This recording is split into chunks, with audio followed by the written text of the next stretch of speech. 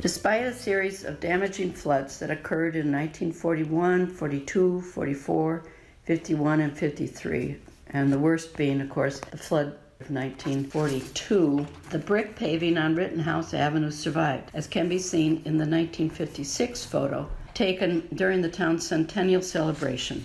Finally, in 2012, the town received an historical renovation grant to repair and repave Highway 13. The final phase of the renovation project involved the repaving of 2 blocks of Broad Street between Washington and Manypenny. The original bricks on these 3 streets were lifted up summer of 2015. New curbing and sidewalks were poured, and a concrete base for the roadway was laid, then covered with sand on which the original bricks were hand-laid and swept over with a layer of sand. The project was completed by July.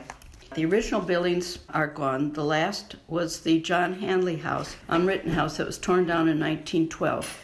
So the only original buildings was the Labont House, which is now Grunke's. That was built in 1865. That, I believe, is the oldest structure in town. And I think that the area in front of the building was the site of the hotel that they put in for the first Indian pageant. Many of the earlier buildings was moved. So the New Brunswick Hotel, for example, that was moved up Rittenhouse Avenue and down Broad Street and was replaced there. Others were renamed. Some of the buildings were torn down. Some were destroyed by floods.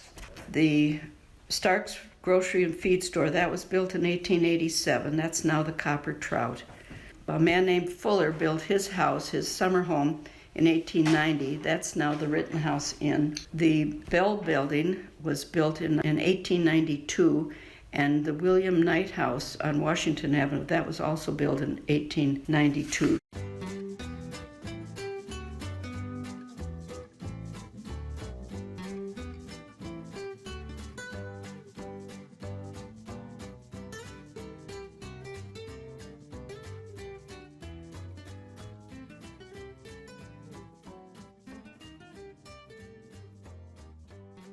This is Megan. I am here with Mary Carlson, the author of On the Streets of Bayfield, Wisconsin, and she's going to talk with us about her research process. Thanks, Megan. As I think you might know, my husband and I live in a house up in what's called, or was called, Roy's Point. I started this whole process 12 years ago. We live in a place where there were 2 sawmills. The Bayfield transfer came through our property. There was a brickyard there, so I got kind of curious about the history. I could say my idle curiosity kept me busy for almost 7-8 years now, mostly in summers. But I wrote 2 books, actually. The first one was just for my little community of Brickyard Creek. It was called The Sawmill Community at Roy's Point, and it focused on those 2 sawmills. The ruins are still out there. Focused on the Bayfield transfer. We tried to figure out where the brickyard was. It was out there someplace.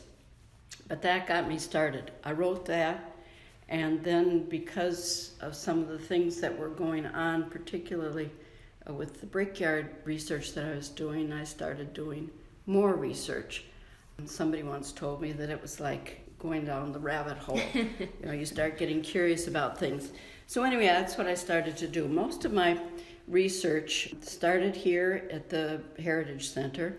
I looked at the photographs. I looked at the Sanborn maps. Yes, those were wonderful. Mm-hmm. The bird's eye from 1886, the early town ledgers, all of those things that are available down here. I then went down to the visitor center in Ashland, and they have all of the newspapers that go back way to the beginning of the town, both for Bayfield and for Ashland. They're all on microfiche. So I spent a lot of time reading those, then finding something interesting and going back and rereading to find out where that thread started and stopped. And that led me to write this book on the streets of Bayfield. It was a fun project. It was a lot of fun. Kept me busy. I'm not a historian by any stretch of the imagination, but I do like history and I do like research. So that's kind of how I went about it. Well, thank you so much for your time. It was fun. It was fun for me to do, and I hope people enjoy the book. There's more to find out. There's a history of the churches that I never touched upon. Dan's doing a wonderful job talking about the buildings themselves. A wonderful job. There's room for more. Yeah. Somebody else can come in and jump in anytime. Great. Well, wonderful. Well, thank you, Mary. Oh, you're welcome, Megan.